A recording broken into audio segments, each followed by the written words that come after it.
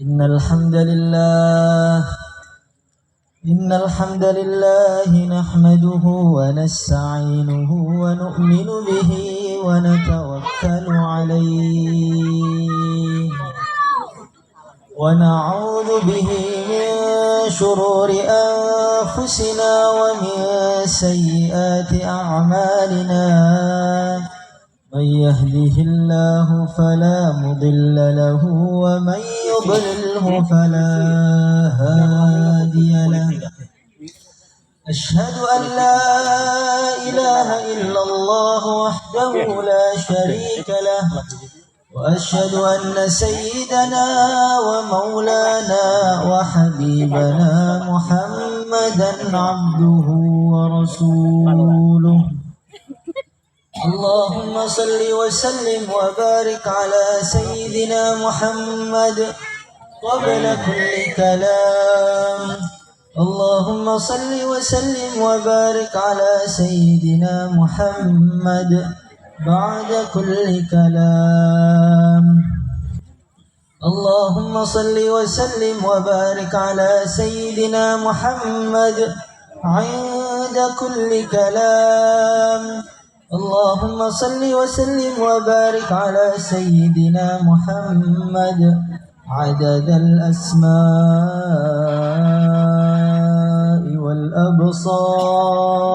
والأبصار اللهم صل وسلم وبارك على سيدنا محمد عدد ما وسعه علم الله قال الله تعالى في كتابه الكريم قل بفضل الله وبرحمته فبذلك فليفرحوا هو خير مما يجمعون وقال عليه الصلاة والسلام كل أمتي يدخلون الجنة إلا من أبى قيل ومن يأبى يا رسول الله صلى الله عليه وسلم قال رسول الله صلى الله عليه وسلم من أطاعني دخل الجنة ومن عصاني فقد أبى. Para ulama, para ustadz, Bapak Kapolsek, Bapak Kapolres, Babinsa, perangkat desa, dan semuanya warga kampung Babatan.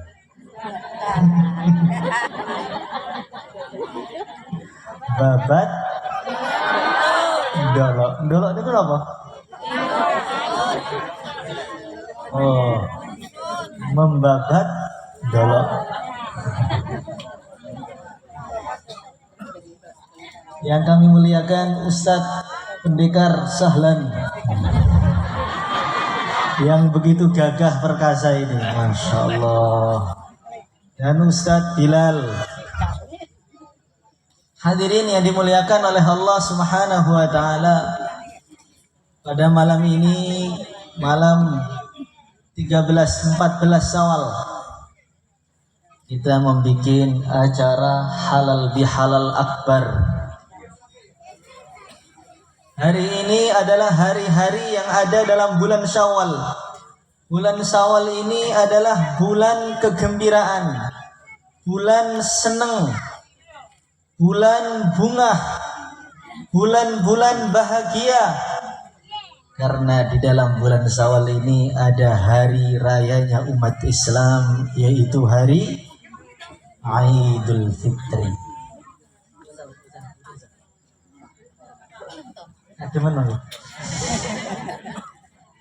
Lihat orang-orang ini sudah dingin banget, Masya Allah. Hadirin yang dimuliakan oleh Allah Subhanahu wa Ta'ala, dulu di Madinah Al-Munawwarah, di tempatnya Nabi sana, insya Allah kita akan ziarah ke sana semuanya. Amin. bersama anak istri tetangga semua ke sana semua, satu kampung bareng-bareng. Nanti yang mimpin travelnya Ustadz Sahlan. Masya Allah. Hadirin yang dimuliakan oleh Allah, di Madinah ketika hari Aid, maka anak-anak pada nyanyi nasyidan, ada yang nabuh rebana, ada yang silat. Yang tadi yang masuk itu ada yang silat kanan kiri SH. Ada yang main panah, ada yang lari-lari, ada yang naik kuda. Maka ada salah satu sahabat yang paling risau, namanya sahabat Sayyidina Abu Bakar As-Siddiq radhiyallahu taala anhu. Melihat Madinah ramai pada mainan semuanya, maka beliau ini risau. Ini orang-orang kepada lalai semua, kenapa ini? Maka dia datang ke rumahnya Rasulullah Sallallahu Alaihi Wasallam. Sampai di rumahnya Nabi, ternyata di dalam rumahnya Nabi ada anak-anak kecil sedang nasyidan juga. Maka Sayyidina Abu Bakar langsung wajahnya memerah murka. Beliau mengatakan, "Amazamiru syaitan fi baiti Rasulullah sallallahu alaihi wasallam." Hei anak-anak kecil, ini rumah Nabi. Berani-beraninya kamu nyanyi-nyanyi di sini. Ini adalah serulingnya setan. Ngamuk Sayyidina Abu Bakar. Tengah-tengah Sayyidina Abu Bakar marah, maka Rasulullah Sallallahu Alaihi Wasallam keluar dari kamarnya sambil tersenyum.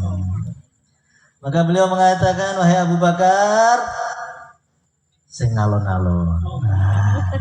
Jangan terlalu tegang. Inna likulli yaumin 'aid wa hadza 'aiduna." Semua kaum itu punya hari raya, hari bahagia, hari tertawa, hari tersenyum. Dan ini hari raya kami, maka janganlah kamu menghalangi orang untuk gembira pada hari ini. Maknanya bagaimana? Gembira di hari Idul Fitri, di hari-hari kegembiraan umat Islam adalah gembira yang berpahala. Gembira pada hari ini adalah gembira yang menyebabkan Allah ridha kepada kita. Hadirin yang dimuliakan oleh Allah Subhanahu wa taala. Di sini ada wali santri, ada warga. Allah Subhanahu wa taala itu kalau melihat hambanya gembira, Allah senang. Kemudian Allah tambahi lagi nikmat itu. Itu di negara India. Di sana itu ada seorang raja besar. Raja tadi mempunyai anak laki-laki, putra mahkota. Anaknya oleh rajanya diantarkan ke salah satu pesantren yang ada di India.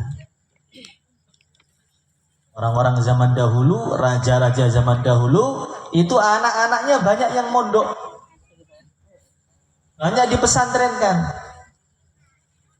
Anaknya Brawijaya, Raden Patah, dipondokkan ke pondoknya Sunan Ampel.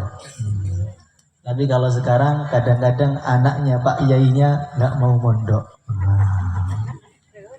Hadirin yang dimuliakan oleh Allah Subhanahu wa taala. Ya di syuting terus ini. Maka disowankan kepada Pak Yai, dia mengatakan, "Wahai Pak Yai, ini saya punya anak calon putra mahkota, ini saya pondokkan 10 tahun di pondoknya Pak Kiai ini. Gak akan saya jenguk sekalipun. Ketika mondok gak akan saya jenguk dan anak saya gak boleh pulang." Berapa tahun? 10 tahun. Masya Allah. Niat insya Allah. Gak kuat ibunya nanti. Maka Pak Yai, ini saya serahkan total, serah bongkoan kepada engkau, terserah dididik apapun, yang penting baik. Akhirnya rajanya pergi, ditinggal itu anaknya di pondok. Maka anaknya Pak Yai tadi diajari ngaji.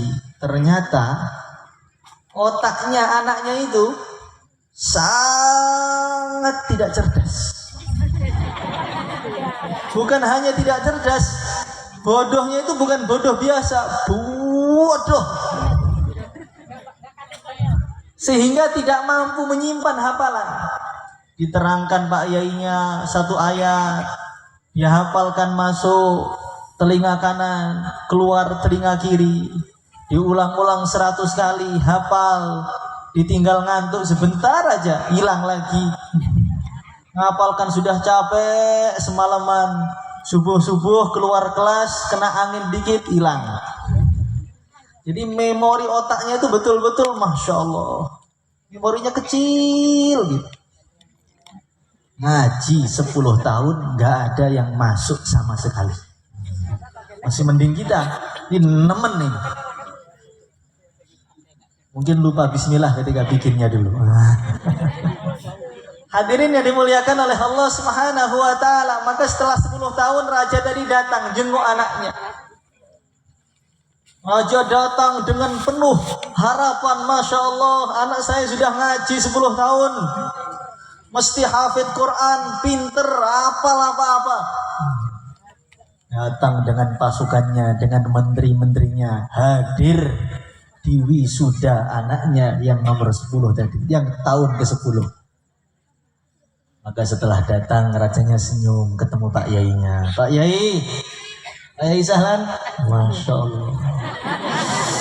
Ini anak saya sudah 10 tahun, saya sudah kangen. Ini ibunya, mamanya sudah kangen berat ini. Kira-kira sudah jadi orang sealimah apa ini anak saya ini? Dididik ilmu silat apa aja ini? Masya Allah. Maka rajanya ketika sudah suweneng, kiainya malah dredeg, keringetan, deg-degan hatinya. Ya Allah, ini bukan salah saya ya Allah, memang otaknya itu ya Allah yang salah. Maka anaknya dipanggil oleh ayahnya. Nak, kamu sudah ngaji lama, 10 tahun. Sudah berapa banyak ilmu yang kamu dapatkan? Ayah kasih tahu ilmu apa yang kamu dapatkan? Maka anaknya itu mencurang mukanya itu. Merenung 1 menit gak keluar, 1 jam gak keluar, 2 jam gak keluar, ditunggu sampai 5 jam. Ayahnya sabar. Kalau kita sudah kita pukul kepalanya itu. Sampai 5 jam, keringet basah, bajunya basah semua kena keringetnya. Saking takutnya anak. Setelah 5 jam tiba-tiba anaknya tersenyum. Ya, saya punya ilmu hebat ini. Maka ayahnya penasaran. Ilmu apa nak? Ilmu mahal ya. Ini yang saya dapatkan dari pondok selama 10 tahun. Ilmu apa? Ya, kata Pak Ustadz saya, wanita itu kalau sedang datang bulan, sedang haid, nggak boleh sholat. Jadi ngaji 10 tahun tuh masuknya bab haid aja. Yang lain gak masuk, sholat gak masuk, bab zikir gak masuk, satu aja, bab datang bulan. Ternyata sudah pengen nikah anaknya itu. Maka ayahnya itu yang tadinya tegang langsung senyum, gembira. Nak, kamu tahu ilmu itu nak? Masya Allah, Alhamdulillah. Itu ilmunya Rasulullah Sallallahu Alaihi Wasallam, itu ilmu mahal, ilmu agama itu. Dirangkul oleh ayahnya, saking gembiranya anaknya tahu satu ilmu tadi. Akhirnya bapaknya nangis, tetesan air matanya nempel di kepala anaknya, langsung pecah otaknya itu. Jadi orang yang paling cerdas, ngarang kitab lebih dari 200 jilid. Kenapa? Karena oleh Allah diberi nikmat satu saja, syukur.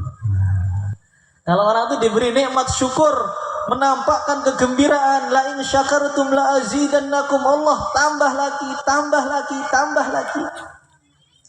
Maka hari Idul Fitri, acara bihal halal, bihal itu acara syukuran, menyukuri nikmat-nikmat yang begitu banyak. Dulu musuhnya Nabi Musa, namanya siapa musuhnya Nabi Musa? Fir'aun. Fir'aun itu Masya Allah ngaku jadi Tuhan. Ketika dia ngaku jadi Tuhan, iblis itu manusia, makhluk terjelek. Tapi ketika melihat Fir'aun ngaku jadi Tuhan, iblis gak terima.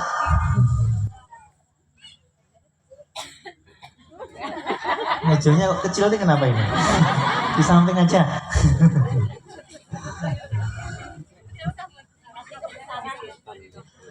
Alhamdulillah.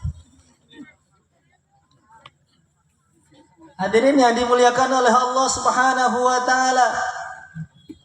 Fir'aun laknatullah alaih itu nentang Tuhan sampai akhirnya ngaku jadi Tuhan. Dia itu kaya raya.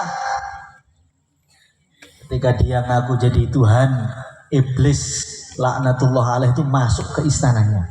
Soan. Iblis itu gurunya Fir'aun, tapi sekarang jadi muridnya. Sejelek-jeleknya iblis nggak berani ngaku jadi Tuhan, Fir'aun berani. Akhirnya iblis itu masuk di kerajaannya Fir'aun dengan wajah manusia, dengan muka manusia. Maka Fir'aun itu marah, hei kamu dari mana? Bisa-bisanya masuk kerajaan saya tanpa izin, nggak adab ini, kualat kamu nanti. Maka iblis tadi mengatakan, Tuhan kenal dengan saya enggak? Enggak, kamu tuh siapa? Tuhan, masa Tuhan semesta alam lupa dengan makhluknya? Wes gak cocok jadi Tuhan. Jadi iblis tuh marah melihat kok ada muridnya berani ngaku jadi Tuhan, itu kalah iblis itu manusia. Manusia tuh kalau amal jos jadi waliullah, jadi nabi. Tapi kalau sudah errornya pol, sampai iblis pun kalah dengan manusia. Jadi kalau pengen terkenal itu dua aja. Bisa kita amal agama sampai jadi wali, atau jadi mafia terbesar sampai jadi muridnya iblis. Hadirin yang dimuliakan oleh Allah Subhanahu wa taala. Fir'aun laknatullah alaih itu didoakan oleh Nabi Musa, diistighosai. Ya Allah, Fir'aun itu sudah kurang ajar, ya Allah hancurkan. Didoakan, diistighosai. Ya Hayyu ya Qayyum, ya Hayyu ya Qayyum, naruddu bikal a'da'a min kulli wijhatin. Ketika diistighosai makin lama enggak makin hancur, tapi makin kuat. Didoakan biar hancur oleh siapa? Bukan doakan Pak Kiai, bukan. Yang doakan bukan sahabat, yang doakan tuh Nabi Musa. Didoakan biar hancur makin kuat. Maka Allah berfirman, hei Musa, kenapa kamu belum saya kabulkan doa kamu? Iya, kenapa ya Allah? Ini Fir'aun sudah saya doakan hancur, kok nggak hancur-hancur, kok makin kuat, kenapa ya Allah? Maka Allah berfirman, hei Musa, hari ini kamu datang ke kerajaan Fir'aun. Itu kamu lihat di gerbangnya itu ada apa? Ketika Nabi Musa datang ke gerbangnya Fir'aun, ternyata di gerbangnya ada tulisan Bismillahirrahmanirrahim. Maka Allah berfirman, hei Musa, karena di gerbangnya Fir'aun ada Bismillahirrahmanirrahim, azab untuk Fir'aun saya tunda, wahai Musa. Jadi kalau Bismillahirrahmanirrahim itu ditulis di gerbangnya musuhnya Allah yang paling jelek sedunia, yang iblis pun jadi muridnya, itu pun bisa nolak azabnya Allah, bisa nunda azabnya Allah. Bagaimana kalau Bismillahirrahmanirrahim ditulis di hatinya orang-orang babat dolok ini? Maka hari ini kita syukuran, di hati kita bukan bismillah saja, hafal bismillah, sudah hafal Fatihah, hafal Qul Hu Falaq Nas, hafal Yasin insyaallah sebagian. Maka ini nikmat yang besar. Insyaallah nanti api neraka pun tidak akan mampu bakar kita. Insyaallah. Amin ya rabbal alamin. Hadirin yang dimuliakan oleh Allah Subhanahu wa taala. Acara halal bihalal itu tujuannya apa? Halal bihalal itu bahasa Arab halal bihalal. Halal bihalal. Itu bahasa Arab, tapi orang Arab nggak paham. Bahasa Arab tapi adanya di Indonesia. Saking pinternya orang Indonesia dalam bahasa Arab sampai membuat bingung orang Arab asli. Halal bihalal, halal dengan halal. Apa itu? Hadirin yang dimuliakan oleh Allah Subhanahu wa taala, halal bihalal itu hakikatnya apa? Hakikatnya halal bihalal adalah menyambung yang putus, merekatkan yang retak, mencairkan yang beku. Maka dana-dana yang belum cair insya Allah dicairkan semuanya. Hadirin yang dimuliakan oleh Allah Subhanahu wa taala, kita tahu nikmat surga.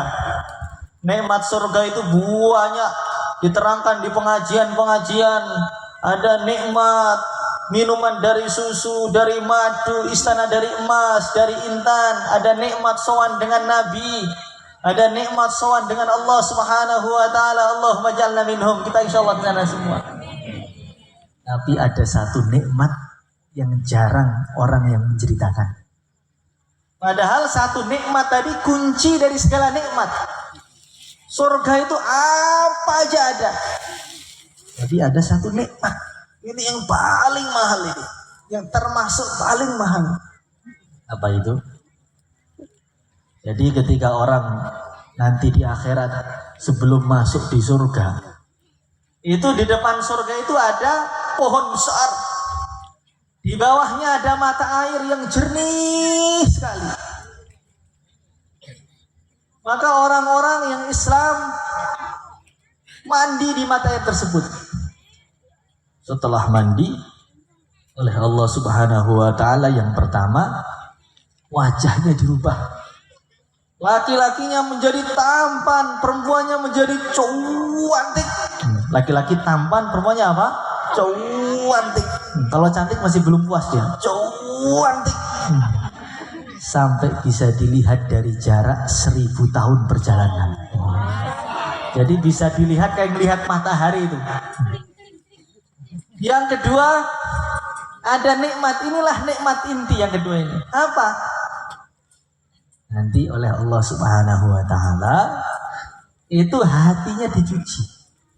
Sehingga iri, dengki, benci, cemburu, marah, makar, dendam, masa lalu oleh Allah Subhanahu wa taala diambil semua, dibersihkan.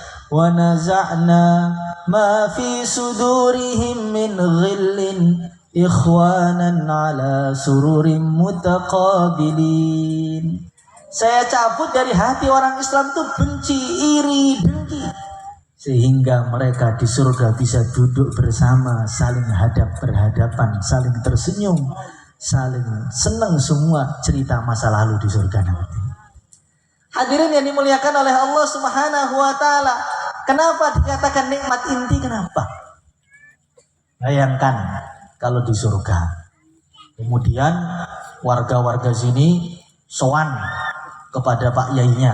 Pak Yai siapa tadi namanya? Pak Yai Sahlan. Ayo ziarah ke panitia halal bihalal Pak Yai Sahlan.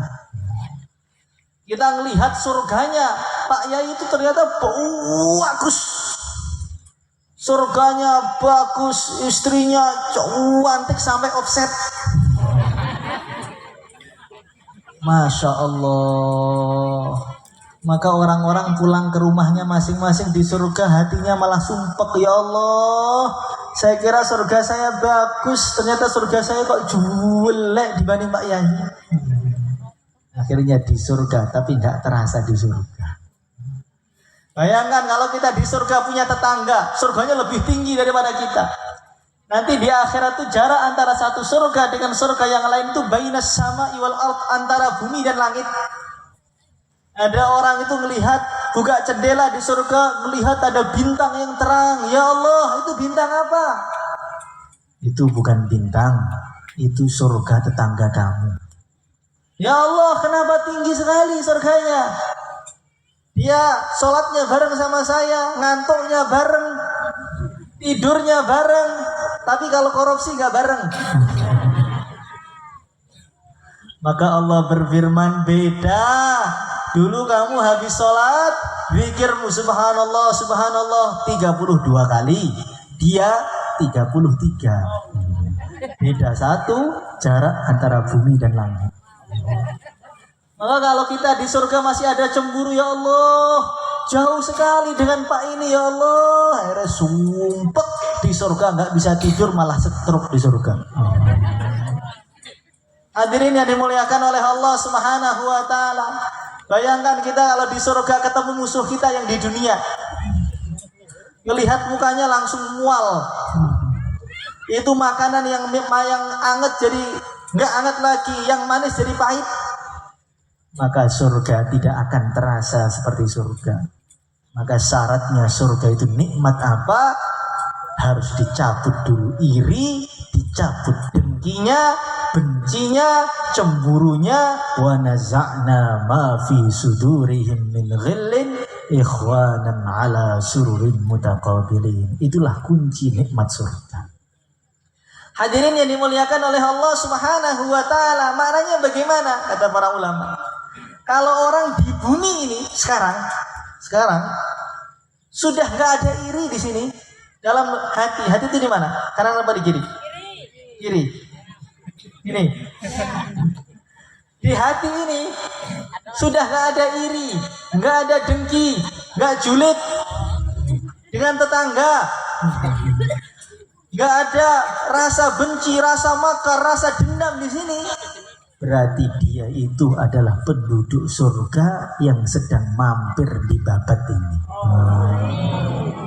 Nikmat surga sudah dia rasakan, maka dia di bumi akan senyum terus. Rumahnya jelek, istrinya inna lillahi wa inna ilaihi rajiun, itu pun dia akan senyum terus, nggak pernah susah.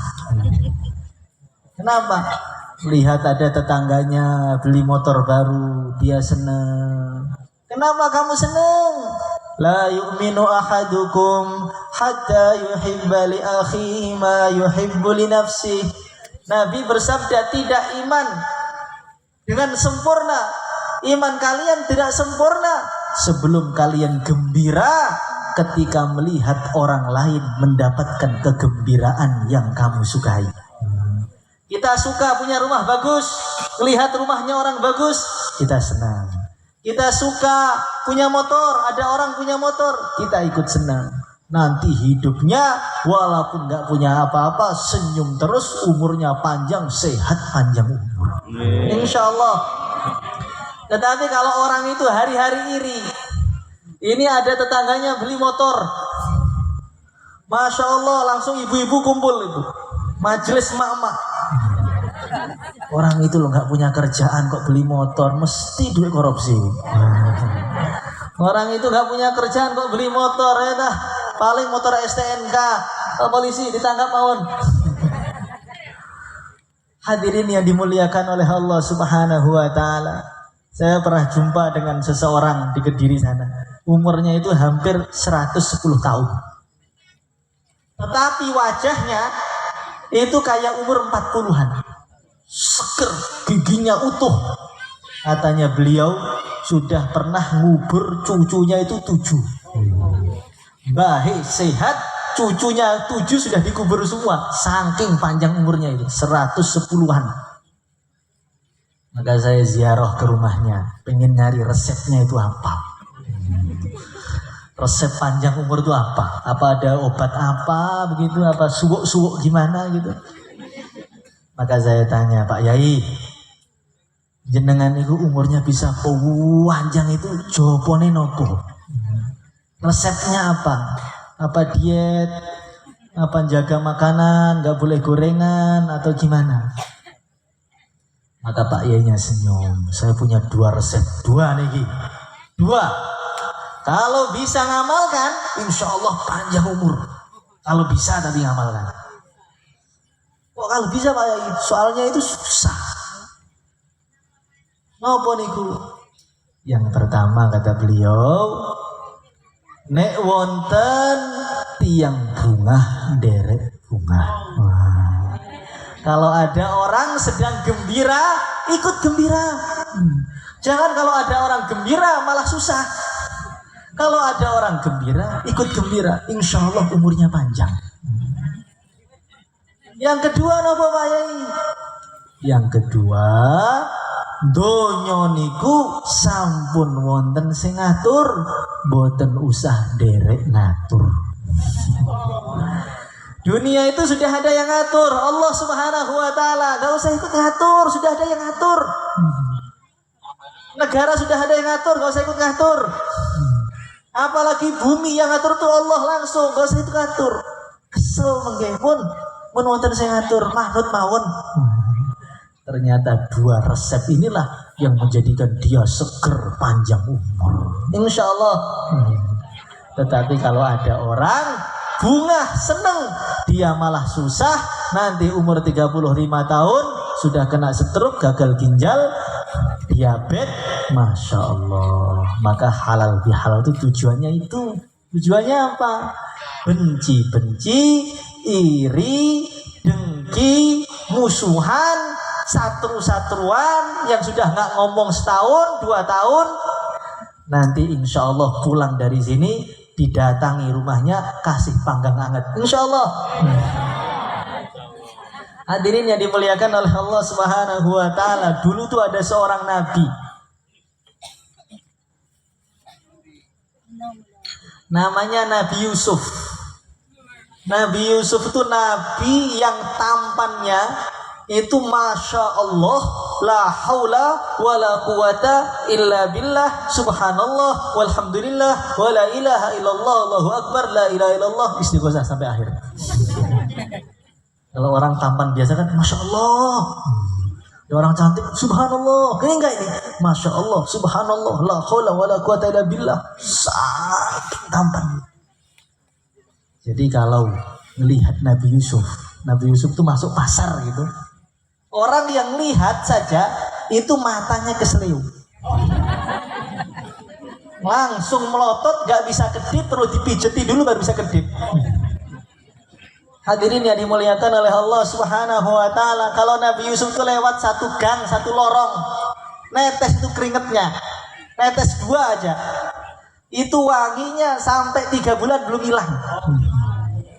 Tapi kalau kita bagaimana? Masya Allah, keringatnya itu juga wanginya luar biasa. Insya Allah. Hadirin yang dimuliakan oleh Allah Subhanahu wa taala, dalam Al-Qur'an dikatakan, "Falamma ra'ainahu akbarnahu wa qatta'na aydiyahun wa qulna hasya lillahi ma hadza bashara in hadza illa malakun karim." Perempuan-perempuan Mesir ketika melihat wajahnya Nabi Yusuf, apa yang terjadi kira-kira? Akbarnahu itu saking takjubnya, dalam satu tafsir langsung datang bulan seketika. Jadi melihat nggak kuat, bonjrot langsung. Masya Allah. Ini Nabi Yusuf, wajahnya tampan, suaranya enak betul, akhlaknya bagus. Tapi oleh saudaranya diapakan? Uqtulu Yusuf, bunuh itu Yusuf, atau buang itu di sumur. Maka Nabi Yusuf itu dipegang oleh keluarganya. Dalam satu riwayat digebuki, dalam satu riwayat dilempar batu, kemudian dimasukkan dalam sumur. Setelah masuk dalam sumur, keluar jadi apa? Diangkat jadi budak. Setelah jadi budak jadi apa? Dituduh majikannya, digoda majikannya. Setelah digoda majikannya nggak berhasil, dimasukkan penjara. Bertubi-tubi musibah datang pada Nabi Yusuf. Setelah itu dunia berputar. Nabi Yusuf yang disiksa sekarang jadi perdana menteri. Sedangkan saudara-saudaranya datang dengan begitu melasnya, pengen nyari makanan kepada Nabi Yusuf. Berarti maknanya hari itu adalah hari yang paling tepat untuk balas dendam. Dulu orang-orang dititeni nih, dulu dia menghina saya ketika saya miskin, menghina saya ketika saya jatuh. Sekarang saya sudah diangkat jadi Kapolres. Macem-macem tangkap kamu. Maka Nabi Yusuf itu waktu yang paling tepat untuk balas dendam. Saudaranya sekarang di bawah, Nabi Yusuf jadi perdana menteri. Maka saudaranya itu ketemu Nabi Yusuf ketakutan, deg-degan, keringetan. Maka Nabi Yusuf mengatakan apa? La tathriba alaikumul yawm yaghfirullahu lakum wa huwa arhamur rahimin. Wahai saudaraku, gak usah takut, sudah, gak usah khawatir. Engkau gak akan saya caci maki, gak akan saya ungkit-ungkit keburukanmu sedikit maupun banyak, sekarang maupun besok maupun kapanpun gak akan saya ungkit, sudah saya hapus total dari hati saya. Yaghfirullahu lakum, semoga Allah ngampuni kalian. Jadi Nabi Yusuf itu disiksa, dihinakan. Balasannya apa? La tathriba alaikumul yaum. Itulah halal bihalal. Jadi nanti dilihat siapa saudara kita yang ketika lebaran gak datang ke rumah. Lihat itu, dikasih list. Siapa tetangga yang gak datang, dilihat, kasih namanya. Kemudian kita datangi, kita kasih hadiah ampau. Insya Allah. Gak ada yang mau ini. Hadirin yang dimuliakan oleh Allah Subhanahu wa taala, itulah silaturahim. Kalau ada orang datang, kita datang, itu bukan silaturahim yang sesungguhnya. Itu namanya balas budi. Ada orang ngasih beras, kasih beras. Ada orang mantu, ketika mantu ngasih beras, dibalas kasih beras. Itu namanya balas budi. Orang baik itu bagaimana? Enggak dikasih, tapi dia yang ngasih. Ya.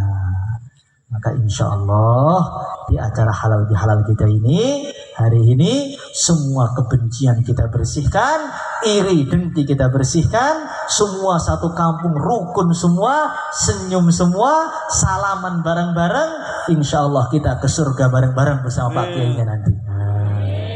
Hadirin yang dimuliakan oleh Allah Subhanahu wa taala, mungkin itu saja yang bisa saya sampaikan. Kita akan doa bersama. Al-Fatihah.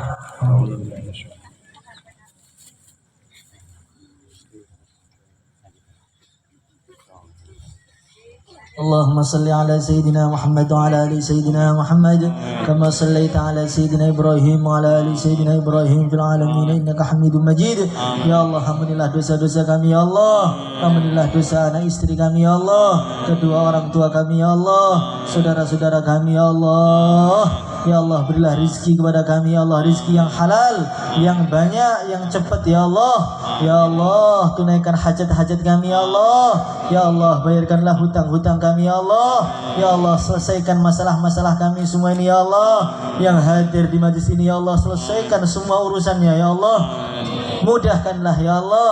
Berilah rezeki anak yang soleh solehah, anak yang menyenangkan orang tuanya, menyejukkan hati orang tuanya, di dunia menyenangkan, di kubur menyenangkan, di akhirat bersama-sama masuk surga ya Allah. Ya Allah, hilangkan dalam hati kami ya Allah iri-iri ya Allah, dengki hilangkan dalam hati kami pada umat Islam, hilangkan semua ya Allah. Gantilah dalam hati kami saling kasih sayang ya Allah, saling cinta mencintai ya Allah, saling menutupi aib ya Allah, kerjasama tolong menolong ya Allah, saling senyum ya Allah, di dunia bersama, di akhirat bersama, masuk surga tanpa hisab semua ya Allah. Innaka ala kulli syai'in qadir wa bil ijabati jadir. Ya Allah, panjangkanlah umur kami ya Allah, panjang yang barokah, panjang yang barokah, yang menjadi asbab hidayah di seluruh alam ya Allah. Ya Allah, wafatkanlah kami ya Allah di puncak iman kami, di puncak salat kami, di puncak zikir kami, di puncak puasa kami, di puncak segala kebaikan kami, di puncak kerinduan kami kepadamu ya Allah. Ya Allah, ya Allah, ya Allah, ya Allah. Innaka ala kulli syai'in qadir wa bil ijabati jadir. Wa sallallahu wasallam ala sayyidina maulana Muhammad wa ala alihi wa sahbihi ajma'in. Walhamdulillahi rabbil alamin. Al-Fatihah.